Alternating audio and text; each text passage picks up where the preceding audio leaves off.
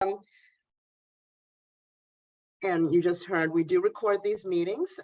We publish them and send them out to the section leaders just after, probably about a day after the actual live event, including materials. So why don't we go ahead and get started and pull up the first slide. So I think we've done these meetings enough that I think I know most folks, but I just want to introduce myself again. I'm Rotha Maimi, Director of Engagement and Membership.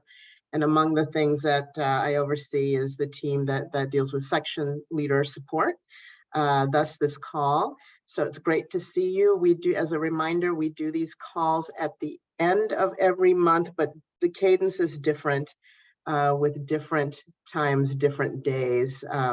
Which is different than what we did last year. So we're trying to make sure that we have enough variety in terms of when you can join us and what works for your schedules. But of course, there's a recording too. So why don't we go to the next slide? So let's do the agenda real quick. So welcome, which we're doing now, and some brief updates. We're going to do a section spotlight where we're going to spend the first half hour here talking about DEI activities and have some folks who are going to lead the conversation, but this is really the opportunity for all of you to talk to each other and ask each other questions as sections in terms of best practices or questions on maybe how to get things started you haven't in this space. We also have an OSPA review and then section event planning for AGU 23, formerly known as fall meeting, and that's probably a topic we'll have on every one of these going forward, and open mic. So why don't we go to the next slide? So I'd like to start off by having Amber Levy kind of take the mic for a minute and give us a few updates and say hi to the team. So Amber. Thanks, Rosa. Hi, everybody. Nice to see you. I will keep my updates brief, but some of you may remember at the council meeting that we made a promise to you all to keep you updated with how things are going with the membership research that we're conducting this year. So I wanted to give you a couple of quick updates. You may recall from the last call that we had involved 4 members from council in our workshop to create some concepts that we've been testing over the last few weeks with members, lapsed members, and even folks who have never been members of AGU. So we are continuing to gather input and feedback to further refine those concepts that were created in a partnership with both, again, AGU team as well as members. And we're still on track. We will finish this next phase of research mid-June-ish, and we'll be, providing the next significant report out at the September council meeting. But again, I will continue to keep you updated, and we're still on track to provide a recommendation to the board in December. But as we had said before, we will definitely keep you all informed, and we will continue to make sure that your voice, the member voice, is front and center from A to Z through this project. So it's running smoothly. Everything is going well. You might hear from Rosa or myself, from time to time to ask for your participation. So if you do hear from us, we hope that you'll consider participating. So far, your responses have been fantastic. For those that we reached out to that couldn't participate in the last ask, your input, we were excited to hear that even though you couldn't participate, you were really thrilled to hear from us. So we will continue to do that, and I'll continue to give you brief updates at each one of these monthly calls just to let you know how things are going. But again, thank you for your participation, not only in the membership research, but just everything that you do to make AGU stronger. So I will wrap up and go ahead and pass it back to Rosa. Thanks.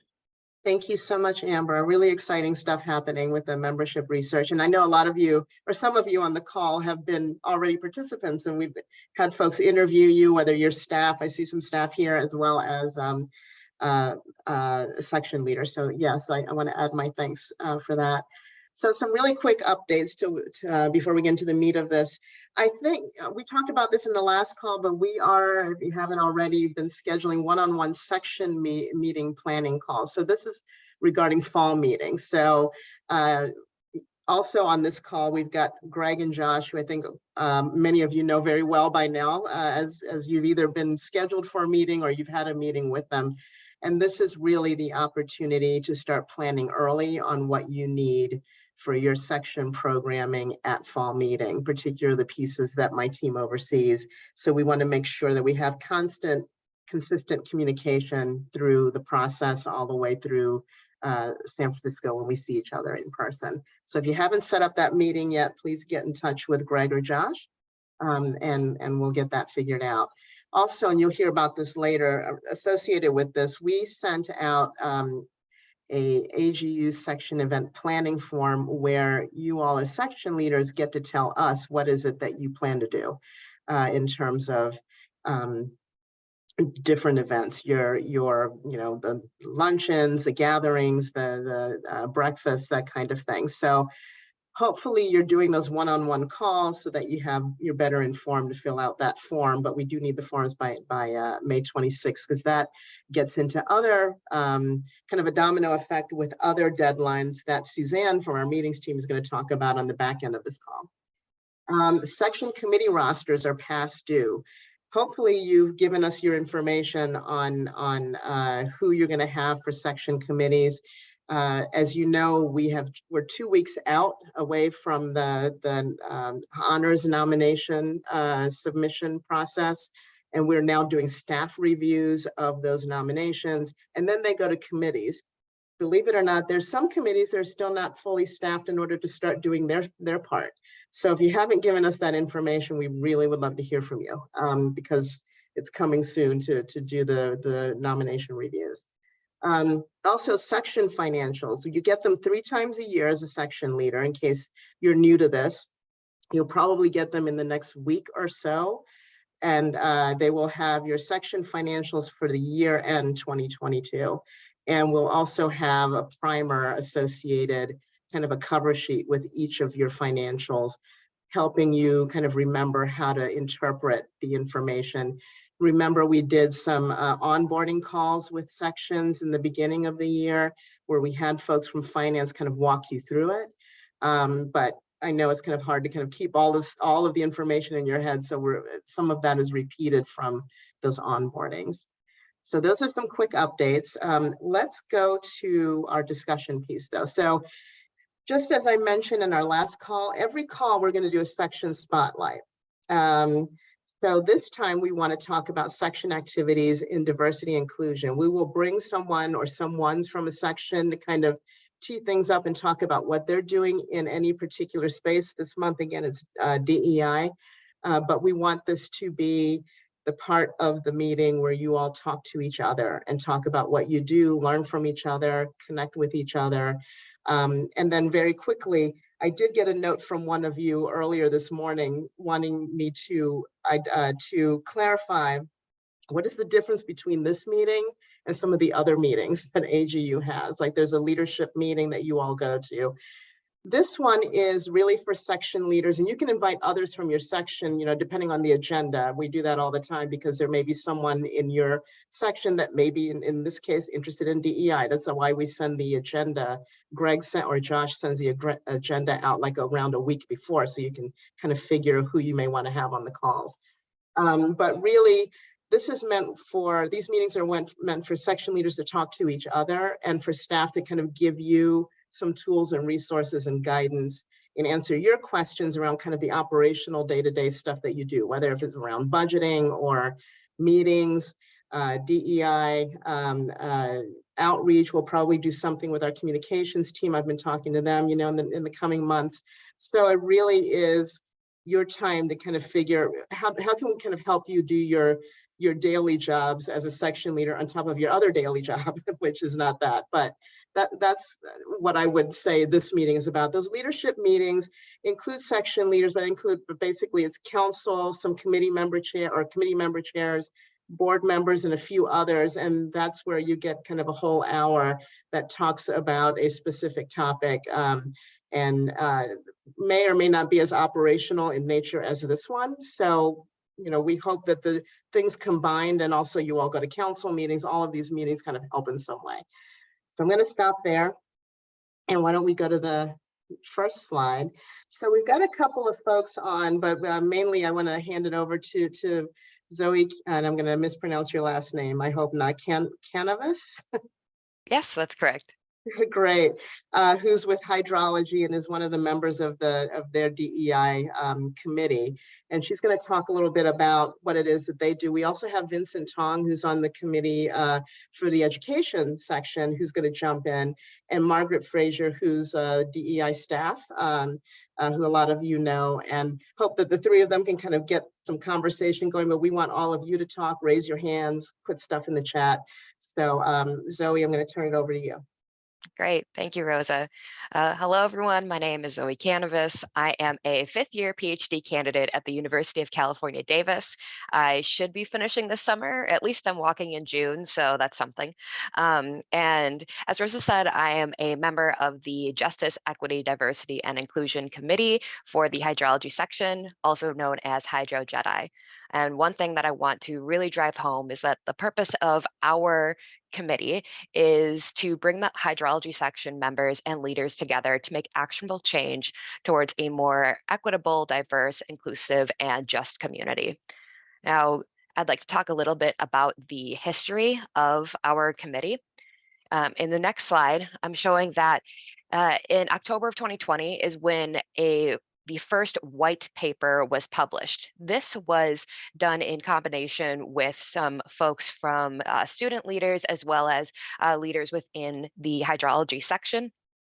And what the paper talked about was a call to action for the hydrology section to put together a DEI committee to start to at least lay out a plan and then make actionable change for the committee to improve our diversity efforts.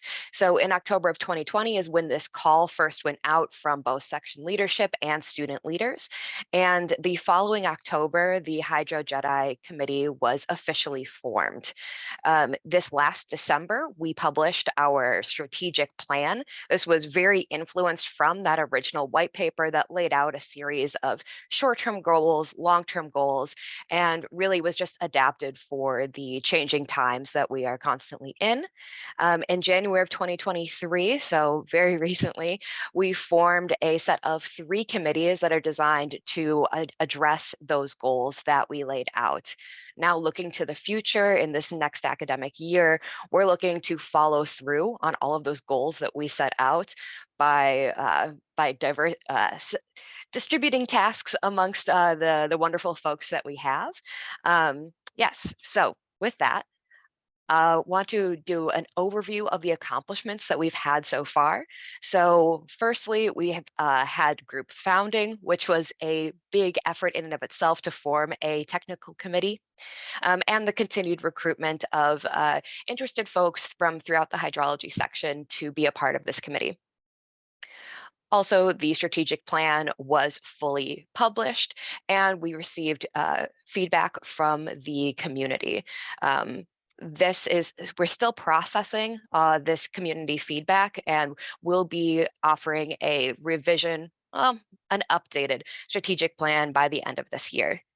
And finally, more of a bit of a smaller accomplishment, but something that's still important and something we want to incorporate for AGU 23 is we developed a code of conduct slide for the 2022 Frontiers in Hydrology meeting. But we'll talk about that a little bit more in a bit. So now I want to emphasize the group founding and continued recruitment. In the next slide, you'll have to click once.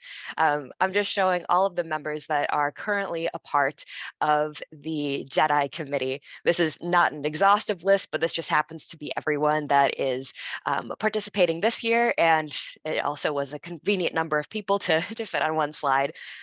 We have folks ranging from all levels of from their career, folks like me who are really early career, and then we also have more senior folks who are able to really lay out the path that that is best to follow. So with that, I'd like to show the code of conduct slide that was developed for the 2022 Frontiers in Hydrology meeting. This was developed from being inspired by the Geologic Society. of America, GSA, they have this code of conduct slide that they show as default at all of their conferences. And we wanted to show something similar to that.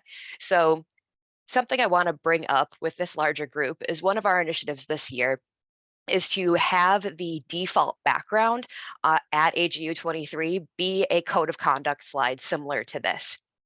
And in order for this to be AGU wide, not just hydrology section, and to make sure it's actually effective by having the people that are in the meeting do as little as possible by making it the default background. I hope that you all consider this idea. And if you like it, if you have any feedback for how we could change this slide, I would love to hear it. Yeah. In the next slide, I'm giving a very big overview of our strategic plan to foster justice, equity, diversity, and inclusion in the AGU hydrology community. Firstly, sorry, go back one. I was just taking a breath. So the initial activities that we were able to accomplish was the formal creation of the Hydrology Jedi Committee, created a set of ground rules for the Frontiers in Hydrology meeting with the help of the organization Quasi, and we developed AGU-wide accessibility resources for that meeting.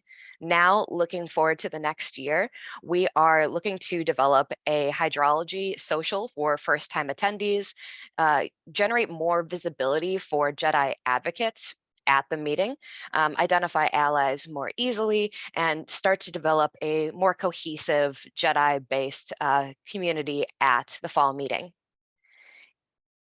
Looking forward to the fall 2024 meeting. We are looking to continue to host town halls to get Jedi feedback from the hydrology section, provide incentives for session conveners to invite diverse presenters, as well as continue our partnerships with the hydrology section student subcommittee for quarterly Jedi focused activities. Looking way beyond in the future, we want to be able to create travel grants and scholarships for minoritized students in hydrology.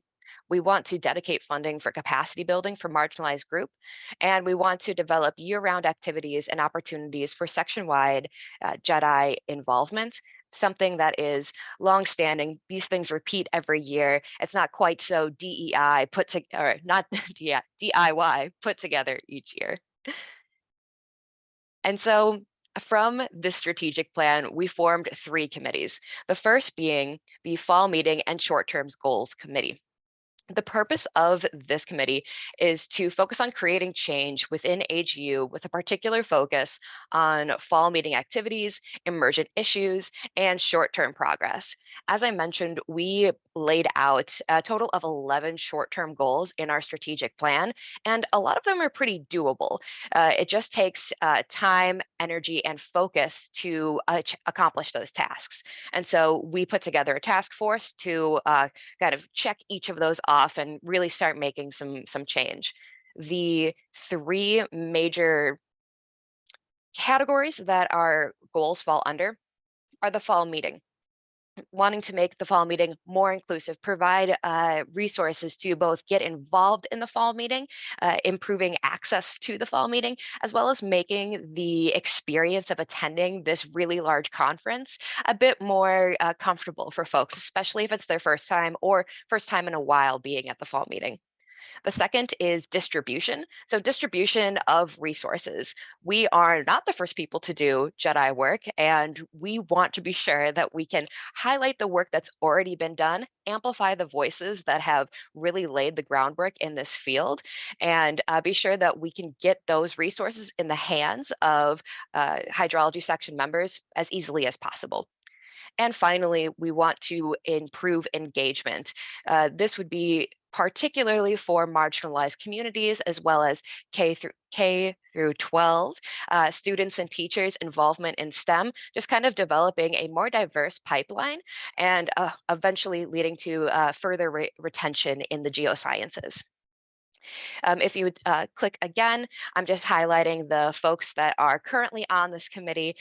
We have a good number of folks on here that are meeting every month to try and figure out how we can best target each of these goals. The second committee that we formed is the Hydrology Section Survey Committee. The purpose of this is to develop a survey to gather demographic information and community perceptions from the AGU hydrology section. There are three major categories of activities this group is doing, is trying to figure out how to best gather demographic information. Next is developing the survey. So as led by most of the folks in our group are hard scientists, and we are needing to do outreach to work with folks who are more trained in qualitative methods and survey development. So this is a big step because this isn't something that we can just, Google and figure out how to create a accessible, well-rounded survey. And finally, distribution and improvement. So once that survey is actually developed, how can we get that circulated to folks within the community and make it in a way that they'll actually fill out the survey? I don't know if any of you have tried to send out a survey to like a large email listserv, but nobody responds. So how can we think about that proactively to make this effort actually worth it? If you click again, we could see this is a bit of a smaller committee, but really dedicated folks that are working on this. Finally, we have the year-long communication and intersectional collaboration committee. The purpose of this is to establish regular communications and generate collaborations both within the hydrology section technical subcommittees and beyond to other AGU sections. The three major categories of these activities are student activities. This would be really focused on the hydrology section student subcommittee and all of their committees they have within, but they actually have a JEDI committee as well. And so I'm serving as the liaison between what we call H3S and our group to be sure that we can provide resources to that group, make sure that we're amplifying the work that students are doing and early career researchers are doing, and make sure not to duplicate efforts too much. And that duplicating efforts will come back again here. So hydrology section activities. So we want to get in touch with other technical subcommittees within hydrology to, one, make sure they have access to DEI resources. So things like how to be a more equitable convener at your session, how to getting more information to diverse folks in the hydrology section to be sure that they are participating in and feel comfortable to participate in our activities. And again, increasing our collaboration and communication with these other groups is going to be sure that we're not only amplifying the work that we do, but also we are amplifying the work that others have done, and we're not duplicating efforts. We are putting our time and energy into the places that matter most and leaving the specialties to each particular subcommittee to do their thing, right? Of course, doing AGU-wide DEI activities is very important and very good for to know that you have this community at AGU, but of course, having the tight-knit groups that get more and more specific, more and more niche as you go into those technical subcommittees, developing a allied community there is also very important. Finally, we have AGU-wide activities, and this is really referring to our collaboration with other sections. So one initiative that we have this year is to figure out, okay, who has a DEI committee and what are they doing? And can we help them? Can we amplify what they're doing? Can we have these collaborations? Is it possible to have some sort of, I know we all love meetings, but have some sort of maybe quarterly check-in with all of the DEI leaders within AGU, see what each other is doing. Again, distribute the workload, share each other's accomplishments, and really develop that community. And shown on the bottom are the folks that are working on this.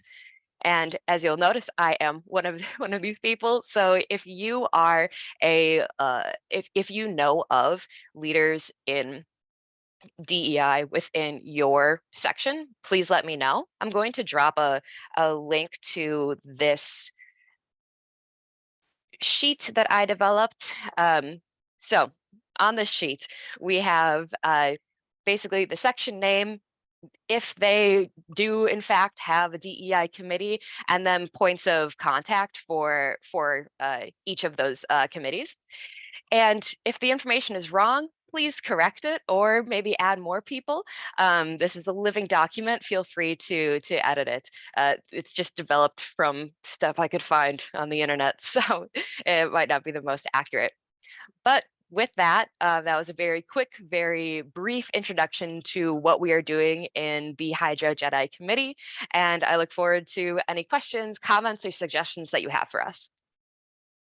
Thanks, Zoe. That's great. And I also want to give some space to Vincent, who's with the education DEI structure there, and want to see if you have any questions or wanted to add anything, and then see if we can open it up to others. Sure, Rosa. So yeah, it's really wonderful to learn about your initiatives, your structures. Really fantastic, Zoe. So yeah, I've just opened that Google Doc as well, so I can see my name there. So please feel free to reach out. It would be really great to work with all of you. I'm just well, I don't have any slides to share, and I don't know how much time I've got, Rosa.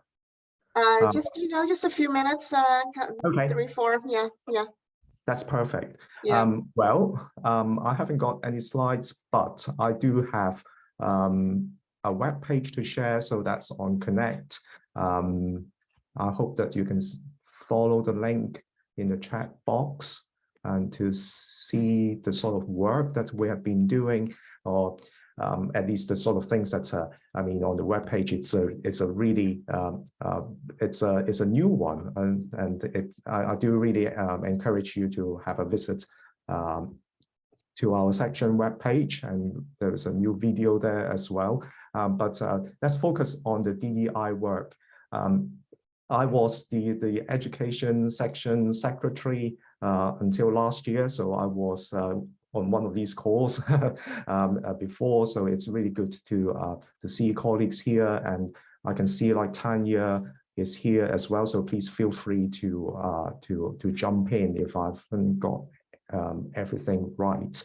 So this is the page with all the details about our accomplishment.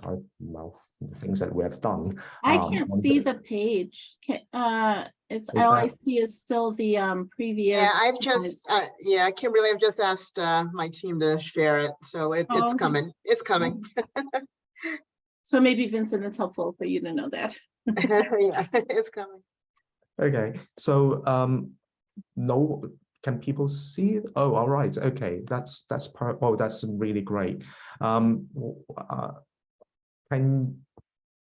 Can you follow the link somehow? Because sometimes it might be a little bit difficult to look at all the the text, which can be quite small. But I mean, if you have time after the meeting, please feel free to visit our section page on Connect and just follow the link to the DEI working group. So essentially 3 things, and trying to keep things short. If you like, in the last 4 years, I was really working on the sort of like communication side and other work related to communication for the section. So one thing that I realized that things related to DEI that we could do as a section was to invite students and academics and actually other educators to write about their lived experiences and to make links to the research literature and or reports published on on topics related to DEI. So if you look at that web page, we've done something called PESA, so Perspectives on Earth and Space Science Education Research. So essentially, colleagues and students work together, trying to explain the sort of their perspectives on DEI topics, not only from the sort of their national or cultural perspectives, but try to reach out to different countries and different cultures. So that's the purpose of the PESA series. So if you like, I can send the specific link to in the chat box as well. So the PESA series, now it's a kind of, we've stopped it because we would really like to open up this space and call it Voices. So this is an invitation to all of you. If you have got something to say about the DEI topics related to education, please feel free to get in touch with me and other colleagues in the section. So details on the web page, contact details. We want to reach out to more colleagues and students because we don't really want to focus on the geoscience education research. We really want people to share their experiences, you know, really trying to be as inclusive as possible.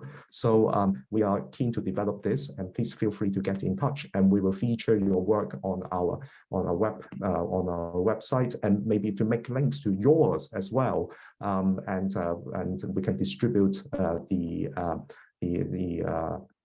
the opinion pieces via email and other platforms as well. So that's the first thing that we've done. The second thing was to organize conference sessions, perhaps high-profile conference sessions. So I've, during the 4 years as the section secretary, I organized 3 union sessions for the Japan Geoscience Union, and also 2 education section sessions and 1 union session for the 4 meeting, all on DEI topics related to education. So, and a little bit wider because they are supposed to be union sessions, right?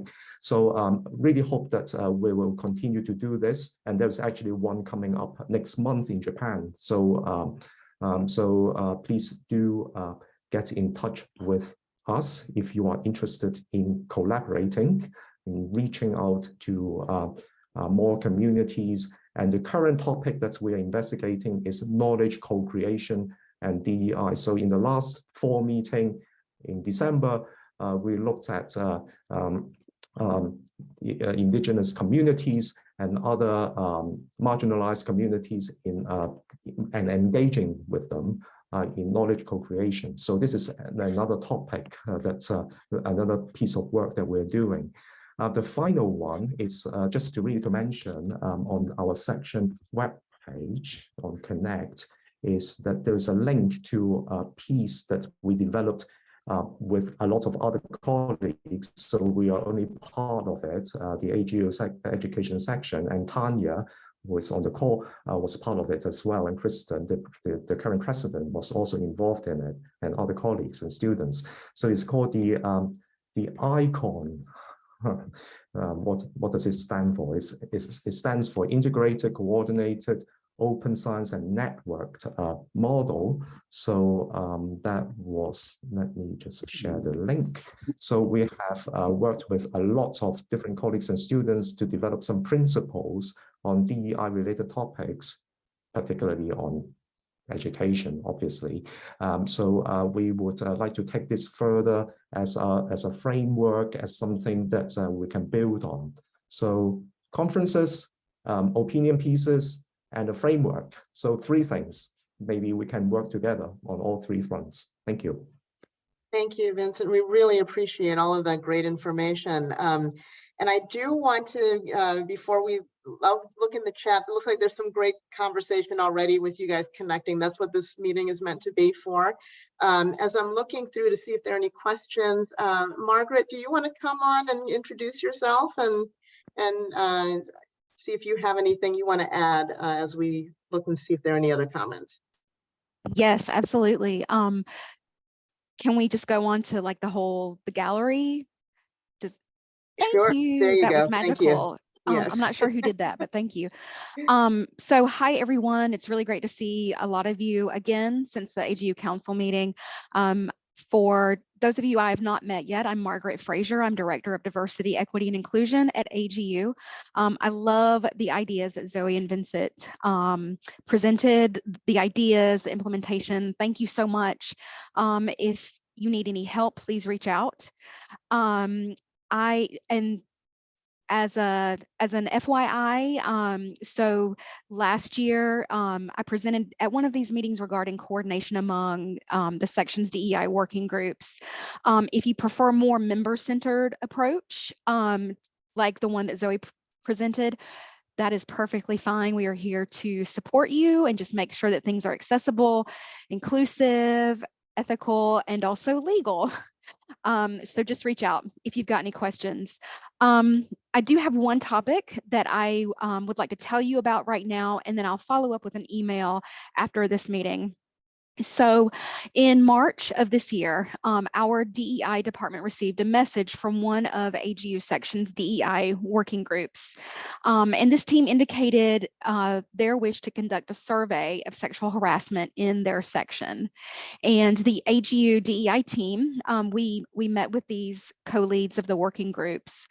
And we, for anyone who has conducted a survey or has worked in evaluation, you know that design and analysis of a survey on this sensitive and complex topic really requires specialized expertise and a lot of time, IRB approval, and also a substantial monetary cost. And as an FYI, a lot of these studies, sorts of studies have been conducted and published previously, and they continue to be. In fact, there are several that have been published in 2023 already. And so our DEI team at AGU, we'd like to gauge how many sections are interested in this kind of survey and being part of the creation and implementation of the survey. And so in the email that I'm going to send, we'll ask if you're interested in joining a late summer fall virtual meeting for only about 45 minutes to identify any common needs across the sections on this complex topic, specifically relating to remote on-location work, and to hear any ideas about what we might identify as steps moving forward in 2023. This conversation will likely result in the need for forming a task force across AGU sections. The time and effort are to be determined based on if we decide this is something that sections want to move forward with. So I've created a form just to indicate your interest. Are you willing to be part of a task force? And we would really appreciate your responses by May 10th. That way we could plan a virtual meeting later in the summer. So again, I'll send out an email today. I'll type my email in the chat, but I'm happy to answer any questions that you may have now about that. And thank you so much for all of your efforts toward making AGU more inclusive. Yeah, Zoe. Is the survey going to be solely focused on sexual harassment? Yes, right now things are very nebulous and broad.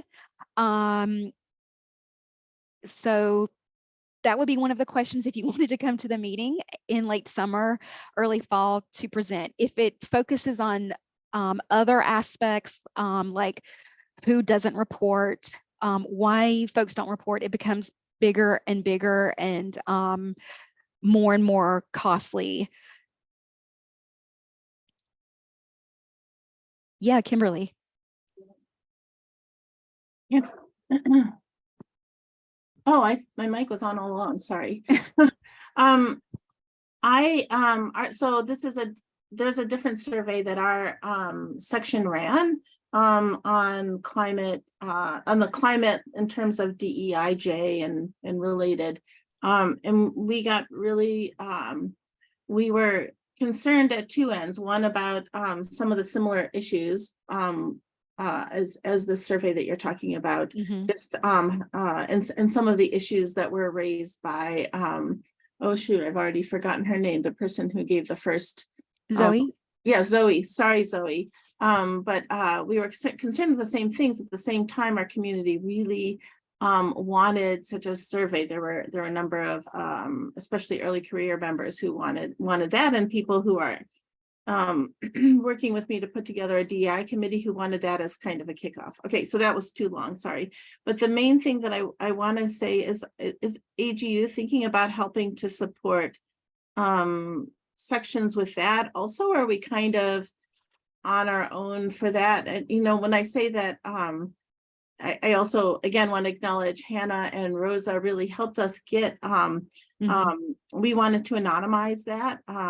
And so Hannah and Rosa have helped with AGU, at least on this one-time basis, storing our data, but only giving it like complete, I mean, it's, and I can talk more about that if it's interesting, but will the AGU help us with things like that in the future? Is this like the first step in surveys like this, or is this, I'm wondering where you see this going, and if there's more along the broader lines of DEI survey for the community? Yeah. No, thank you. Thank you for that question. So that is kind of what we're asking. You know, what is the breadth of the desire of doing this? And then, so that meeting in the late summer / early fall, depending on availability, will help us determine if we need to put more efforts there. We are a small team at AGU, even though we're large. There's 4 of us, but that survey, or gosh, not survey, the form that I'll hand out, that I'll send out an email, and then that meeting will help us determine how robust this will be going forward. And that, I know that's kind of a wishy-washy answer, but we've got to have that initial meeting to see what the interest is. Thank you so much, Margaret. I encourage you all to kind of keep in touch with each other, and Margaret will send some follow-up. Let's have Tanya ask a question, but then we're running long, so I want to make sure we get the other topics in. But Tanya, go ahead. You can definitely categorize this question under the heading of rhetorical, does not need an answer. But I'm old enough to ask the question of how will we actually know if any of this works? I'll shut up now. I'm not saying don't do it, but I'll shut up. Point well taken. All right.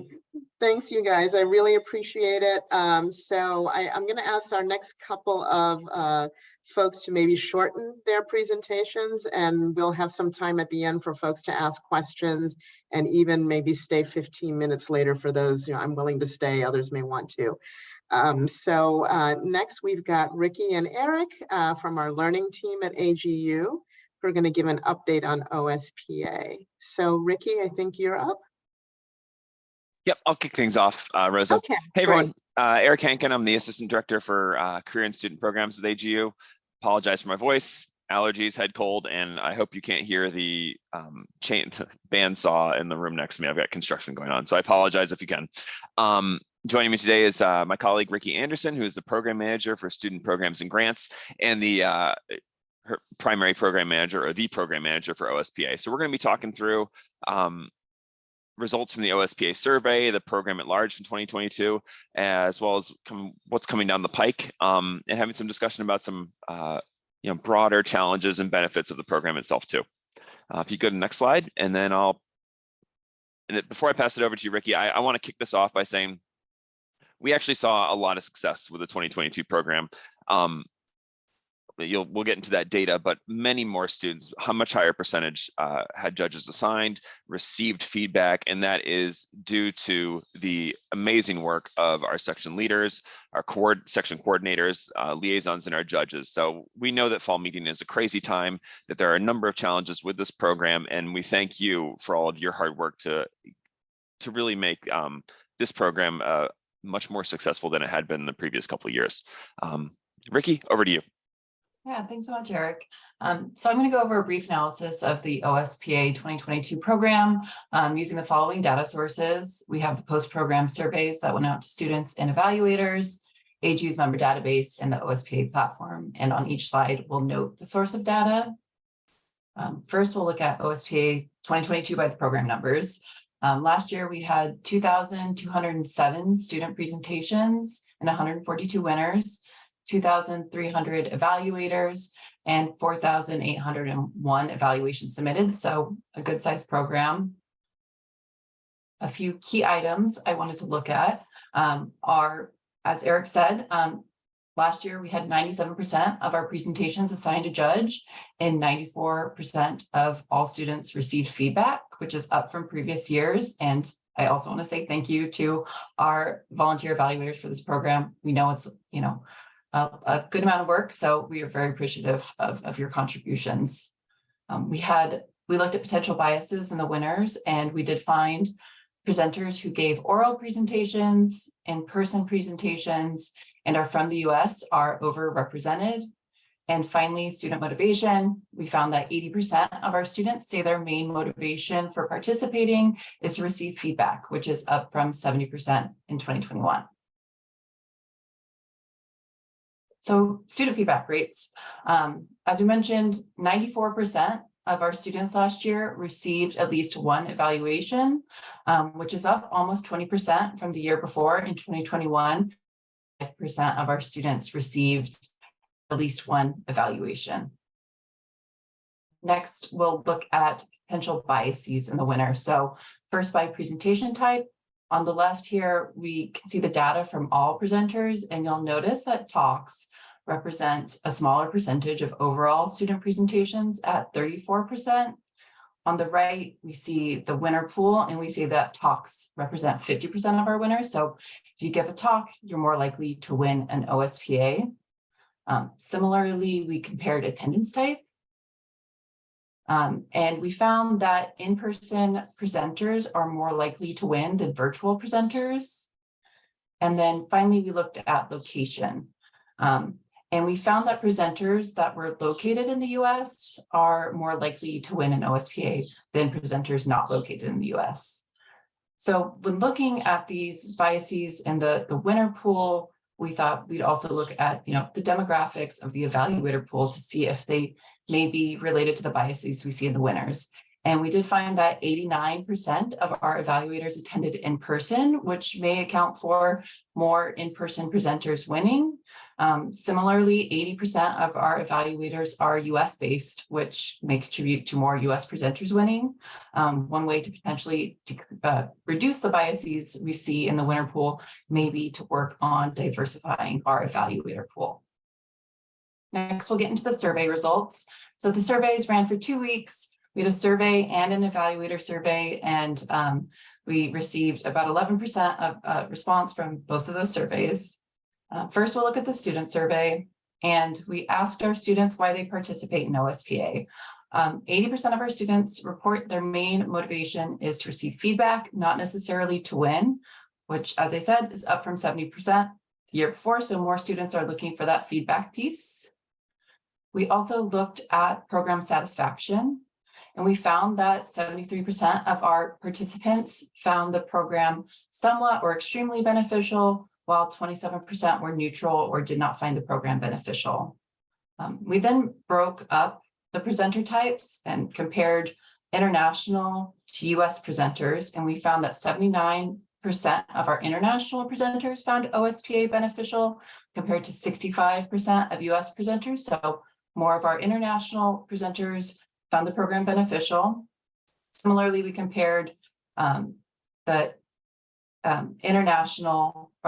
virtual versus in-person. You can go to the next slide. Yep, there we go. The virtual versus in-person presenters, and we found that 82% of our virtual presenters found the program beneficial compared to 69% of our in-person presenters. So our virtual presenters are actually the most satisfied group, found the program most beneficial. Next, we'll look at some of the program challenges reported by students. We asked, what most directly impacted your OSPA experience? So 49% of our students reported no significant challenges. However, 2 challenges kind of did rise to the top here. The first is that either no one evaluated their presentation, or they did not find the evaluation they received to be helpful. So a big challenge is that evaluation piece. We then looked at what evaluators say is challenging about actually submitting those evaluations. So looking at our evaluator survey responses, we saw that the challenges of submitting evaluations are the online platform was difficult to use or navigate, locating a presentation in person or virtually was difficult, and then the evaluation form was too arduous. Next, looking more broadly, we also asked evaluators challenges of the program in general, outside of just submitting evaluations. And the top responses there were the software technology, the program size, and followed by the number of other competing priorities during fall meeting. We know it's a very busy week for many of our members. And then finally, the hybrid OSPA program, incorporating both in-person and virtual participants and judges.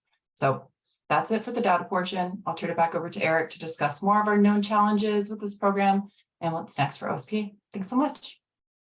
Sure, thanks, Ricky. So I wanted to pull things back, kind of take a larger view. I think this survey feedback is really interesting, and there's some some things that we expected to see in there and some that we didn't expect.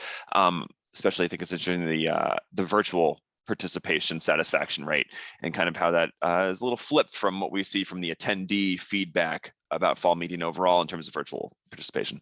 But just want to talk through some of the known challenges with OSPA, not just in 2022, but over the course of the years. Recruitment and preparation of judges is always an issue. This is a huge program. It takes place in an incredibly busy time of year, not just because fall meeting has so much stuff going on at it in 1 week, and our attendees are trying to give presentations, they're trying to connect with new peers, meet new people, set up future work. You've got committee work and stuff like that, and students are giving presentations that can make or break their career too. There's a lot going on, and to try find judges who have the time to not only give feedback, but give constructive, useful feedback is incredibly difficult. The reviewer software was not, I don't know how to put it lightly, wasn't good. And we will not be using Reviewer moving forward. We've ended our contract with them. Finding the right technology solution for a program of this size with this many user types, with some kind of nuanced core business rules in terms of what the needs are, is challenging. Sign up process, there's a lot of misconceptions there and confusion. What does it take for a student to sign up? Those things have changed over the years. There's a pretty low bar for student participation right now. How do judges sign up? How can volunteers sign up judges? These are people are confused, and so there's it needs to be improved messaging there. Students not receiving enough feedback or adequate feedback. This ties back into not only preparing judges, but what does good feedback look like, as well as how do we review the feedback that is received to make sure that harmful feedback isn't being sent. And then there's the awards piece. We've had thousands of students taking part in this. Most of them are taking part because they want to receive feedback, but this is also an opportunity for sections to be able to identify really outstanding student research and presentations. These awards mean a lot. They can really jumpstart people's careers, but it's not egalitarian in terms of the likelihood of winning, nor the prize that's received. If you can go to the next slide. So I know we're pressed for time, so I would appreciate it if folks could maybe respond to this question in the chat, and we'll see if we can talk loud at the end of this, or Ricky and I will respond in chat as well. But really interested in this data. What do you see as the primary challenge for your section in regards to OSPA? Not necessarily the solution, because I don't know if we can get there today, but what is the primary challenge? And then I don't want to just be negative. Let's talk about the benefits too. This program gives students really useful feedback on their presentations. This is a core piece of kind of all scientific conferences. OSPA at fall meeting is the biggest that I know of. While we do see some folks getting inappropriate feedback or not useful feedback, some people do get really useful feedback, and they take that to heart and they utilize it in their next year's presentation and then win. Winning an OSPA can jumpstart people's career. We have really interesting data that I presented, I think last year, or on the journey map of OSPA winners. They are much more likely to publish after winning an OSPA. They're much more likely to continue coming to scientific meetings. We have great testimonials about what this has meant for people's careers, and that's part of the reason why this program continues too, because we've had some real champions amongst past OSPA winners.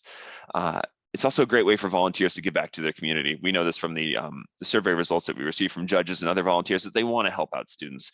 They're coming to the fall meeting, they're seeing all these amazing student presentations, and they want to help out.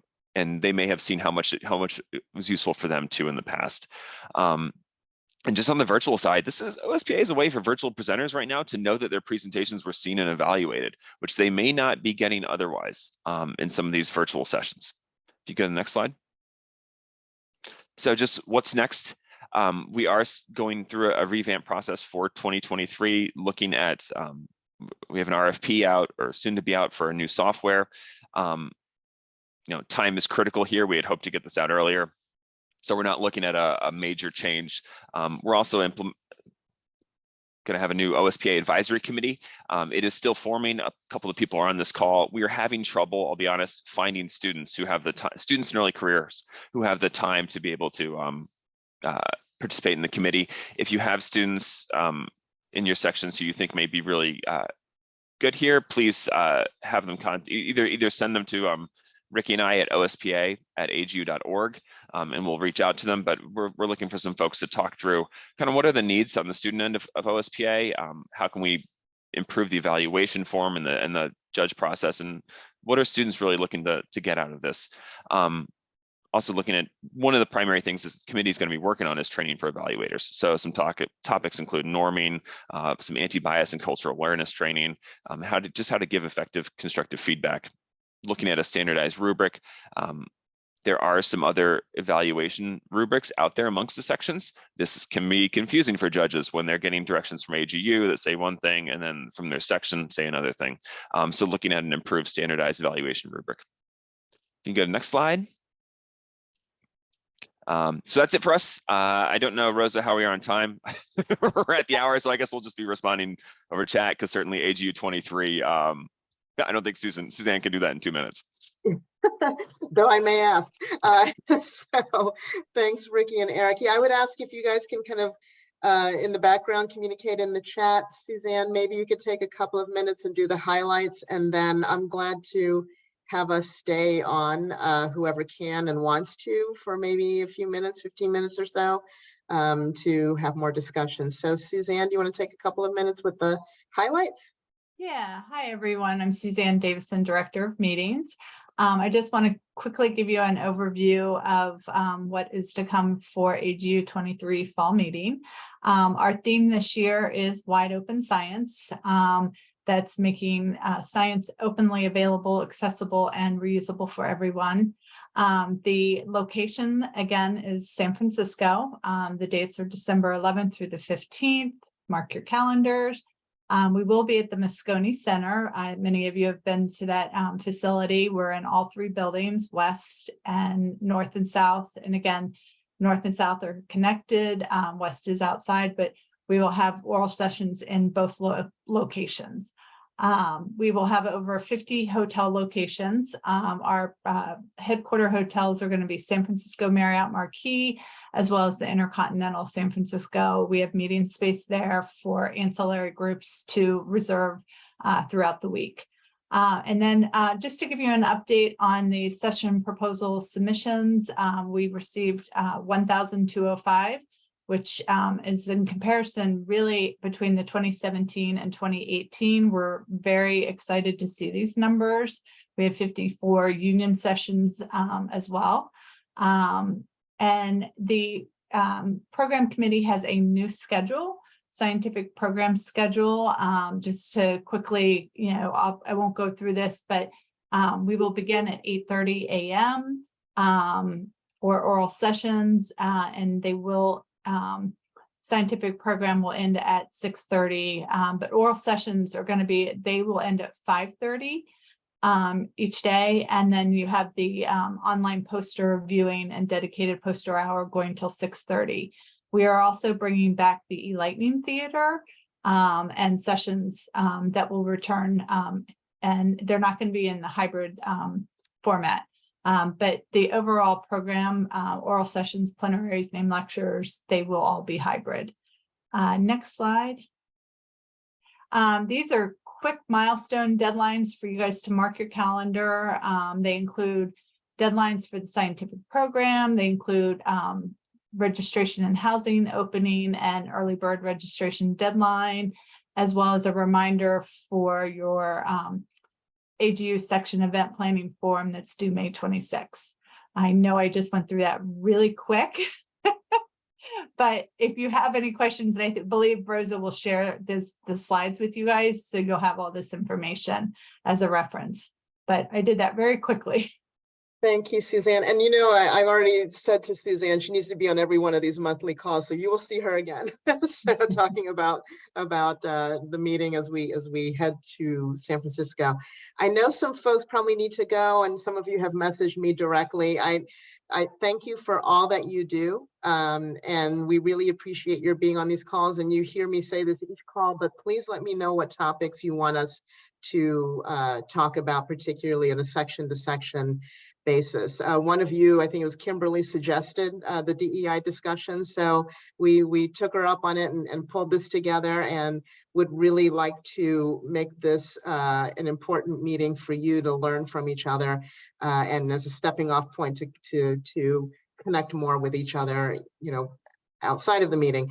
And also another pitch to remind you, you know, my team is here with Josh and Greg, and you've gotten to know them better over the last few months as we've been setting up meetings with you, but we really are your point of contact to get into the rest of AGU to be able to answer your questions. That isn't to get it in the way of your other connections with AGU, with staff and others, but we want to be a dedicated source for you. So don't forget to get in touch with us.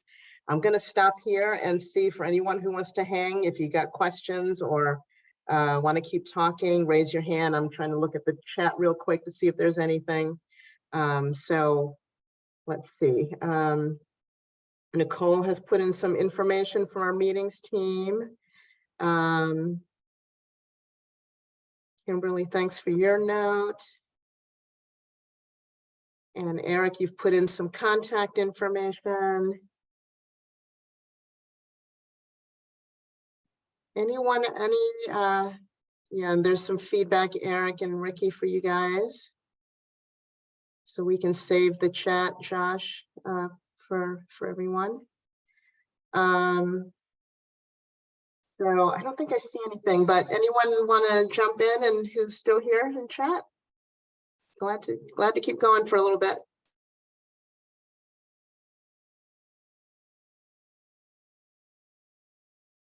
All right, well, I really appreciate it. I guess we will go ahead and close this out. And I do appreciate the Vincent and Zoe who joined us and helped us lead that discussion. And again, let me know what topics you want to hear next. See you later. Bye, everybody.